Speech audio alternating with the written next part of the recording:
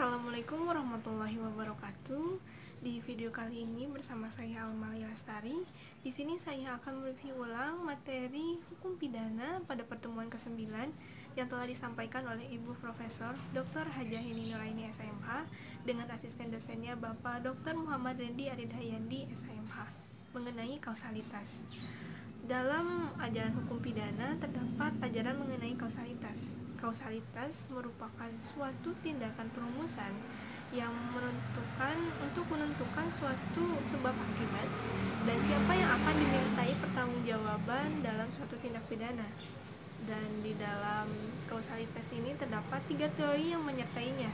Yang pertama adalah teori conditio sine qua non atau ekuivalensi atau syarat mutlak. Teori ini berasal dari Jerman yang dipaparkan oleh von Bury.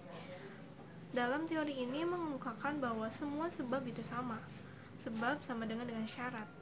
Dan dalam perumusannya, teori ini hanya mengurutkan peristiwanya saja, sehingga dalam menentukan suatu pembuktiannya terdapat kesulitan. Dan pada saat ini teori ini sudah ditinggalkan karena kesulitan tersebut.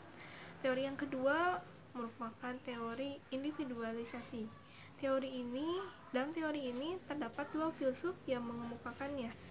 Yang pertama adalah Big Meyer.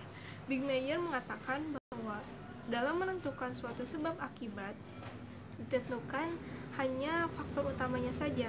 Sedangkan menurut Bindi, dalam menentukan suatu sebab akibat hanya dilihat dari faktor yang paling positif.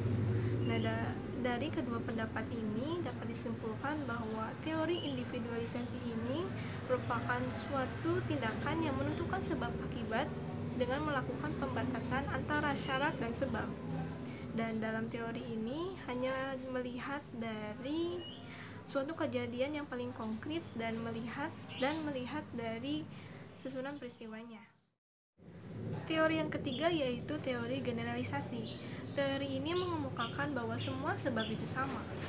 Teori ini hanya melihat dari sebelum kejadiannya atau in abstractur dan dilihat dari faktor terjadinya suatu tindak pidana. Sekian yang dapat saya sampaikan. Mohon maaf bila terdapat kesalahan. Terima kasih.